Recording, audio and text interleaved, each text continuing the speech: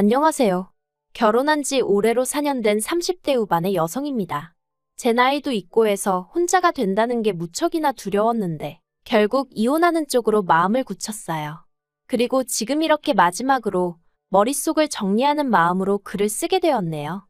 호의를 베풀면 호구로 본다는 말은 정말이지. 누가 처음 했는지는 몰라도 진짜 딱인 말인 것 같아요. 딱 저랑 저희 시부모님 얘기거든요. 남편하고는 사회생활을 하면서 알게 된 사이예요. 하지만 나이 차이도 많이 났고 그렇다 할 공통 분야도 없다 보니 가까워질 계기랄 게 딱히 없었죠. 그런데 어째서인지 언젠가부터 남편은 뭐하냐 보고 싶다 해가며 저에게 연락을 해왔고 급기야 한 날은 절 좋아한다고 고백을 하더라고요. 너무 어이가 없었어요. 아무리 연상연하 커플이 유행이라지만 그게 제 이야기가 될 줄은 꿈에도 상상을 못했으니까요. 아무튼 처음에 저는 남편의 고백을 단칼에 거절했습니다. 그런데 남편은 쉽게 포기하지 않대요. 이후로도 거의 2년 가까운 시간 동안 한 번만 기회를 달라며 저에게 매달렸거든요. 그리고 남편의 한결같은 그리고 무조건적인 애정 공세에 저는 결국 마음의 문을 열게 되었죠. 남편의 조건은 제가 평소에 가지고 있던 제 나름의 기준에 미치지 못했지만 크게 개의치 않았습니다. 참고로 저희 남편에 대해서 이야기를 좀 해보자면 사업을 실패하신 시부모님 밑에서 자란 시부모님 눈에만 잘난 평범한 직장인 정도로 말할 수 있겠네요. 반면에 저는 제 입으로 이렇게 표현하기가 껄끄럽긴 하지만 그래도 꽤나 사는 집의 외동딸이었죠. 친정부모님은 두 분 다 강단에 서시는 분들이셨고 대대로 물려받으신 재산도 있으셨거든요. 그리고 그 재산의 일부를 저에게 일찍이 물려주신 덕분에 제 앞으로는 월세가 나오는 원룸도 몇 개 있었고 이와는 별개로 저도 남편처럼 직장을 다니고 있었으니 어떻게 들릴지 모르겠지만 제가 남편보다 나이가 많다는 점을 제외하고는 제가 남편에게 부족한 점은 없었다고 생각해요. 하지만 시댁에서는 제 나이를 흠잡아 결혼을 반대하셨고 친정에서는 반대까지는 아니었지만 그래도 시댁 형편이 어려우면 분명히 제가 스트레스를 받는 순간이 올 거라며 걱정 정도는 하시는 눈치셨어요. 하지만 어째서인지 시댁의 반대는 오래가지 않았습니다. 나중에 알고 보니 남편이 제가 가진 재산이라던가 그런 걸 시부모님에게 죄다 말씀을 드렸었다네요. 그러자 시부모님도 못 이긴 척 저희 결혼을 허락해 주셨던 거고요. 만약 이 사실을 결혼 전에 알았다면 시부모님의 검은 속내가 역겨워서라도 오히려 제가 이 결혼 안 하겠다 했을지도 모르는데 남편이 이런 이야기는 쏙 빼놓고 마치 자기가 시부모님을 간절히 설득하여 상황이 달라진 것 마냥 저에게 생쇼를 해댔으니 그때를 생각하면 남편이란 인간이 괘씸할 뿐이에요. 아무튼 어찌저찌 허락은 받아서 결혼 준비를 시작했는데 앞서 언급한 대로 시댁은 사업 실패로 가세가 무척이나 기울어져 있다 보니 결혼을 하는 데 있어서 어떠한 도움도 기대할 수 없는 상황이었습니다. 그래도 그나마 남편이 모아둔 돈이 좀 있었기에 그걸로 가정가구 등을 채우긴 했지만 기본적으로는 제가 가진 아파트, 제가 가진 차, 소위 굵직굵직한 건 전부 다 제가 가진 걸로 시작했어요. 그래도 정말이지 시부모님한테 서운한 티 한 번 내본 적 없었습니다. 그냥 없으니 그러셨겠지 하고 말았죠. 친정부모님도 말씀하시길 있는데 안 해주시는 것도 아니고 없어서 못 해주는 사람들 마음은 오죽하겠느냐며 저더러 그걸 탓하면 안 된다 하셨으니까요. 그리고 막상 결혼하고 살아보니 시부모님이 나쁘신 분들은 아니셨어요. 특히 어머님께선 제가 그간 들어왔던 시어머니의 모습과는 많이 달랐죠. 저한테 이래라 저래라 시키시는 것 일절 없으셨고 제가 작은 선물이라도 하나 해드리면 얼마나 좋아해 주셨는지 몰라요. 명절에도 시댁뿐만 아니라 친척집까지 돌아다녀야 하긴 했지만 그래도 저한테 일은 시키지 않으셨어요. 물론 그렇다고 저도 가만히 있던 건 아닙니다. 자발적으로 요리도 하고 설거지도 하고 어머님이 워낙 뭘 시키시지 않으셨으니 오히려 저도 눈치껏 싹싹하게 움직이게 되더라고요. 저는요 정말이지 솔직히 이 정도 고부관계면 어디 가서 말하기 남부끄럽지 않은 사이라고 생각했네요. 하지만 저 혼자만의 착각이었을까요? 시작은 아버님의 유일한 수입원이 끊어지면서였어요. 아버님은 이전에 작은 공장을 운영하시다가 보증을 잘못 써시는 바람에 순식간에 빚더미에 올라앉으셨고 이후로 개인 파산을 하신 뒤 그나마 운 좋게 지인의 사무실에서 잡무를 봐주시고 계셨어요. 그런데 그 지인분도 나이가 있으셔서 올해 초 사무실 문을 닫았고, 그렇게 아버님도 졸지에 일자리를 잃으셨죠. 아버님은 그 일로 크게 충격을 받으신 듯했고, 더는 뭘 해야 할지 도통 모르겠다며 저희 남편에게 하소연을 하셨던 모양입니다. 부자지간이라고 해도 아버님도 얼마나 갑갑하셨으면 아들을 붙들고 그런 이야기를 하셨을까 싶어요. 아무튼 그런 이야기가 오갔다는 걸 알게 된 지 며칠이 지났을 무렵 남편이 저에게 부탁이 있다더니 하는 말이 저희 친정아버지한테 말씀드려서 친정아버지가 가지고 계신 건물의 관리 일을 아버님께 맡기면 안 되겠냐는 거예요. 솔직히 좀 당황스러웠지만 일단은 알겠다고 한번 여쭤보겠다고 했습니다. 하지만 너무 기대는 하지 말라고 했어요. 제가 알기로는 이미 건물마다 관리해 주시는 분들이 계시기도 했고 다들 저희 가족과 오랜 인연이라서 한 분이라도 스스로 관두시지 않는 한 친정아버지 성격에 내보내시진 못하실 게 분명했으니까요. 하지만 결론부터 이야기하자면 다행히 친정아버지 건물 중 한 곳의 관리인분이 와이프 되시는 분과 귀농을 하기로 했다는 소식을 전해온 참이었고 그래서 아버님께 관리직 일을 맡길 수 있게 되었습니다. 그래서 남편에게 될 것 같다고 이야기를 하니 정말 기뻐하더라고요. 아버님도 남편에게 연락을 받으신 건지 저에게 몇 번이나 전화해 고맙다 하시면서 이제 좀 숨통이 트이는 기분이라셨죠. 그런데 어머님께선 저희 세 사람과는 의견이 다르셨던 모양입니다. 저는 정말이지 어머님의 그런 모습은 처음 봤어요. 아버님께서 제 덕에 너무 기분이 좋으시다며 당신이 밥 한 끼 사시겠다고 한 번 시댁에 오라셨습니다. 사실 남편과 결혼한 이후로 아버님이든 어머님이든 시부모님한테 밥을 얻어먹어 본 건 채 5번이 되지 않았어요. 한 달에 한두 번은 꼭 보는 사이였다는 걸 감안하면 얼마나 적은 횟수인지 짐작이 가시겠지요.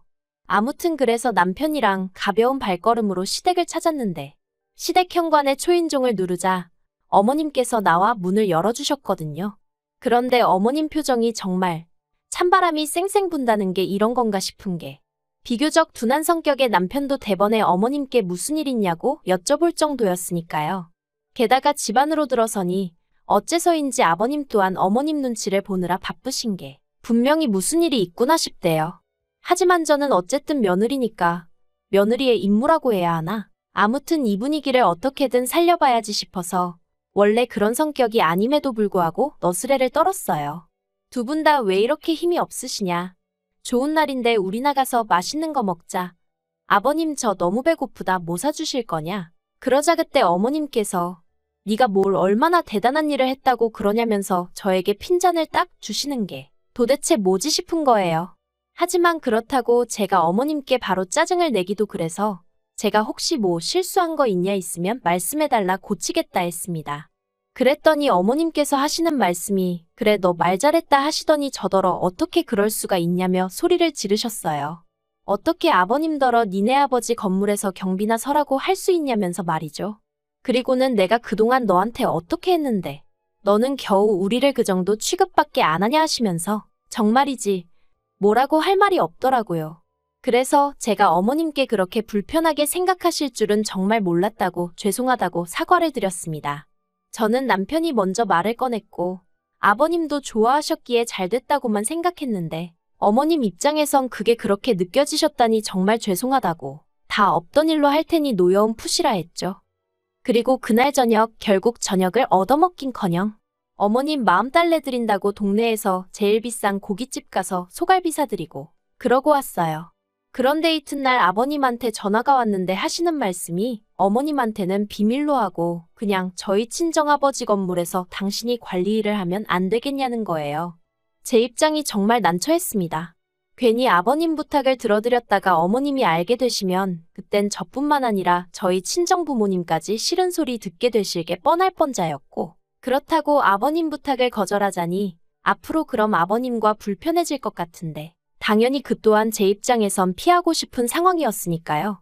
하지만 고민 끝에 저는 아버님께 그렇게는 안 될 것 같다고 했어요. 아버님도 어머님 반응을 보셔서 아시지 않으시냐? 저 어머님한테 또 혼나기 싫다. 아버님이 제 입장 좀 봐달라고 사정을 했죠. 그랬더니 아버님도 서운하신 기색이 역력하시긴 했지만 알겠다 하시더라고요. 그리고 일이 그렇게 마무리가 되었다고 생각했는데 그 일이 있고 한 달쯤 지났을 무렵이었어요. 어머님이 저희 부부한테 할애하기가 있다며 시댁에 오라 하셨고 저희는 영문도 모른 채 시댁에 내려갔습니다. 그리고 지난번과 마찬가지로 초인종을 누르니 어머님이 현관을 열어주셨는데 어째서인지 또 찬바람이 쌩쌩 불더라고요. 그리고 그 모습을 본 남편이 한숨을 푹 내쉬면서 오늘은 또 무슨 일이냐 하니까 일단 들어와서 이야기하자며 확 돌아서시는데 진짜 무슨 도살장에 끌려가는 소라도 된 기분이었네요. 어머님, 아버님 그리고 남편과 저 네 사람이 모여앉자 어머님께서 이내 말문을 여셨습니다.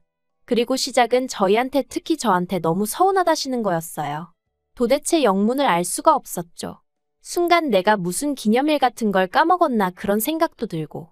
하지만 도무지 도통 떠오르는 게 없어 어머님께 그냥 말씀해 주시라고 제가 고치겠다 했습니다. 그랬더니 어머님이 대뜸 너는 네 시부모가 어떻게 먹고 사는지 걱정도 안 되니? 그러시는 거예요. 솔직히 말하면 걱정되었죠.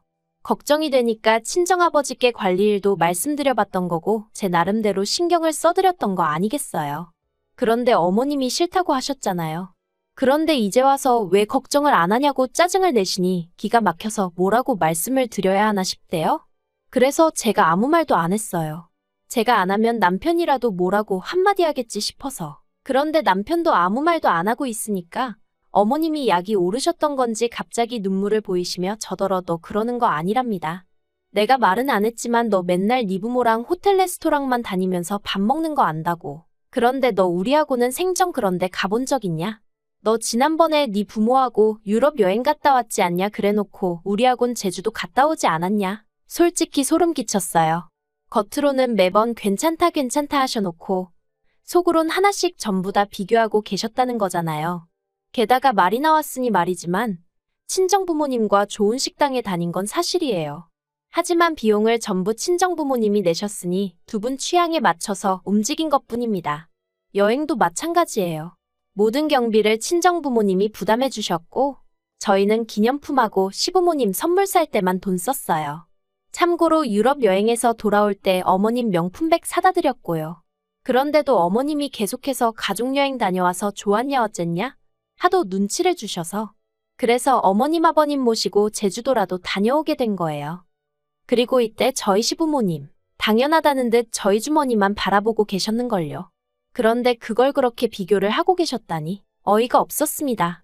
하지만 가타부타 일일이 설명을 하기도 뭐하고 하고 싶지도 않아서 그냥 듣고만 있었어요. 그런데 저희 어머님은 하고 싶으신 말씀이 많으셨던 모양입니다. 그쯤에서 끝내시지 않고 덧붙이시기를 시부모도 부모라면서 앞으로 당신들 생활비로 달에 200만 원씩 보내래요. 저희 친정부모님이 만약 이런 상황이면 모른 척 했겠냐고. 아니 네가 200만 원만 주고 말았겠냐면서 정말이지 더는 안 되겠다 싶어서 결국 한마디 했습니다. 어머님 말씀대로 시부모도 부모인데 어째서 시부모님은 저희를 챙겨주시기는커녕 저희한테 받으실 궁리만 하시느냐고. 저희 친정부모님은 가진 거 하나라도 더 주지 못해서 안달이신데 어쩌면 이렇게 다르냐 했죠. 그랬더니 어머님이 적어보라고 그동안 잘해준 거 하나 소용없다면서 저더러 이제껏 속으로 그딴 생각이나 하고 있었으니 저런 말이 나오는 거라며 생사람을 잡으시더라고요. 더는 대화를 해봤자 말이 통할 것 같지 않아 자리에서 먼저 일어났습니다. 그리고 남편에게 어머님 아버님하고 대화 잘 나누고 오라고 한마디 하고 먼저 돌아서서 나오는데 남편이 쫓아나오더라고요. 그리고는 이렇게 가면 어떡하냐면서 얘기를 좀 하자더니 한다는 말이 솔직히 자기도 어머님이 심하신 거 안돼요. 도가 지나치셨고 자기가 대신해서 사과하겠다고요. 그런데 저는 며느리라 모르겠지만 자기는 아들이라서 그런가 자기 부모님 입장이 이해가 안 가는 건 아니랍니다.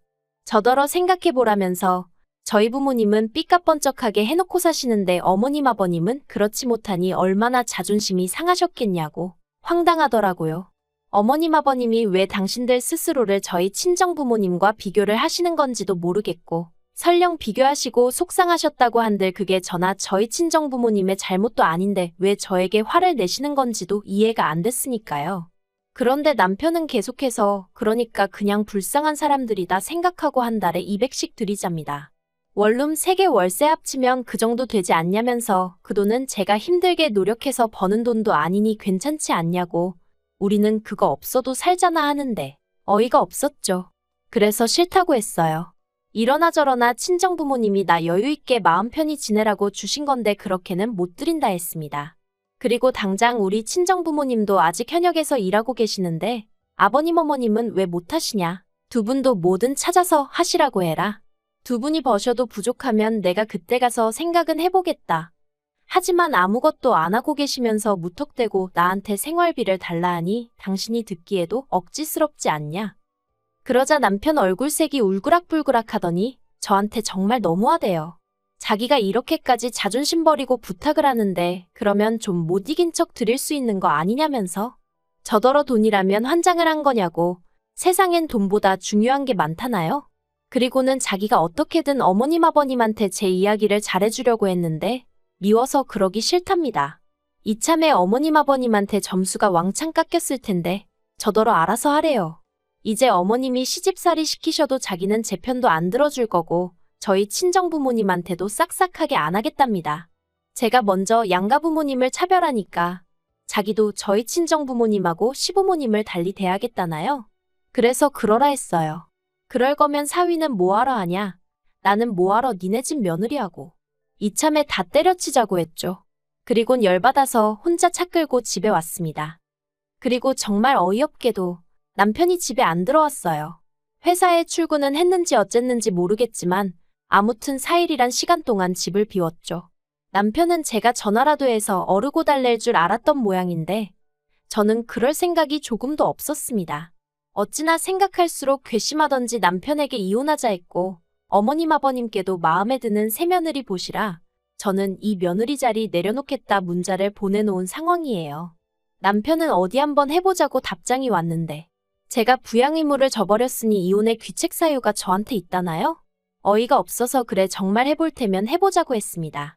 그렇게 자기 부모 안쓰러우면 지가 투잡스리잡을 뛰어서라도 생활비 대드리던가. 왜 남의 부모님 재산으로 자기 부모 뱃속을 채우려 드는지 진짜 생각할수록 심보도 그런 심보가 없다 싶네요.